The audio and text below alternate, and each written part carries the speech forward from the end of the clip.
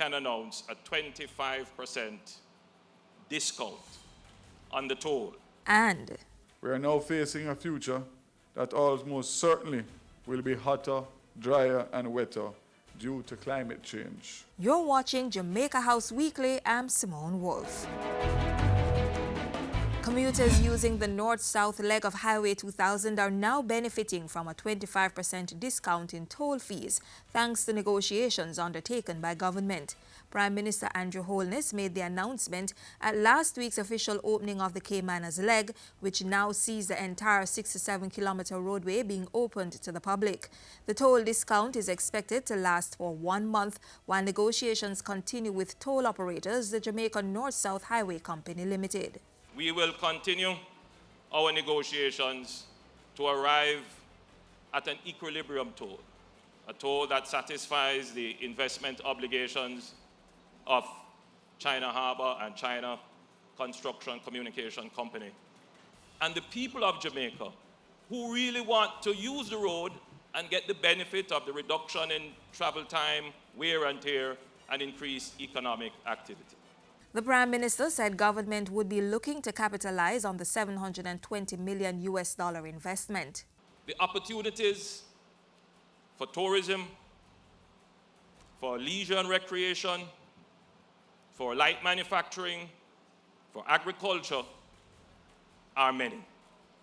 And we will be working in partnership with our friends from China Communication Construction Company and China Harbour to use these opportunities to bring real growth and job creation and prosperity to the people of Jamaica. And before the opening, Prime Minister Holness met with Mr. Sun Ziyu, Vice President of the China Communications Construction Company, CCCC. The CCCC, through its subsidiary China Harbour Engineering Company, is responsible for the construction of the north-south leg of Highway 2000. Talks centered on deepening cooperation in other areas, including tourism, real estate, and water supply. The Prime Minister also attended a dinner in honor of Mr. Sun's visit to the island.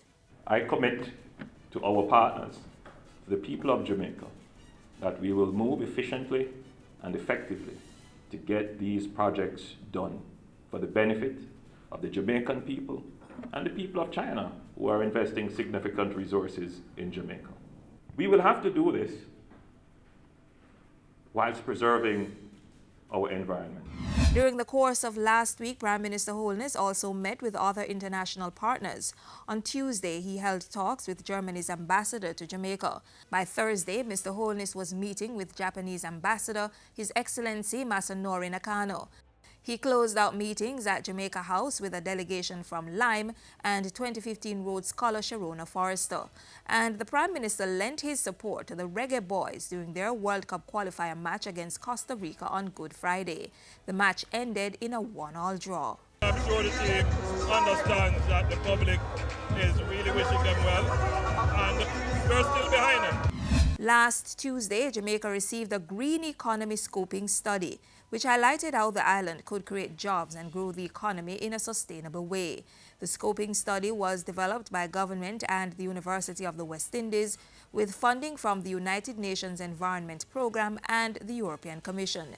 Minister with responsibility for economic growth and job creation within the Office of the Prime Minister, Darrell Vaz, said the study would assist in the elimination of poverty and provide an avenue for public-private partnership. We must advocate for greater involvement and renewed commitment by the private sector in terms of their environmental stewardship and corporate social responsibility. I therefore call on the leaders of the private sector and all corporate entities, many of whom are here today, to fully embrace the green economy and other environmental initiatives. The study covered 5 main areas: agriculture, construction, energy, tourism, and water.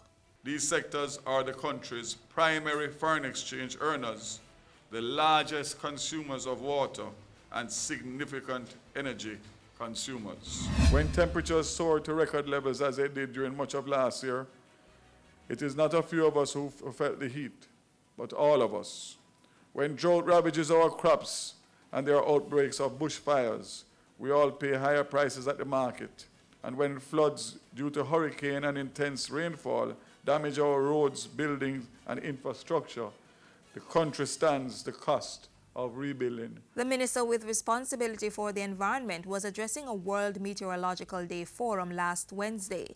The forum was used to sign a memorandum of understanding for the installation of 36 automated weather stations across the island. The $18 million project will benefit over 500 farmers under the Jamaica Rural Economy and Ecosystems Adapting to Climate Change JA REACH program. The stations will be managed by the Met Office, the National Irrigation Commission, and RADA. And that's it for Jamaica House Weekly. Join us next time when we return with more of the stories coming out of the office of the Prime Minister.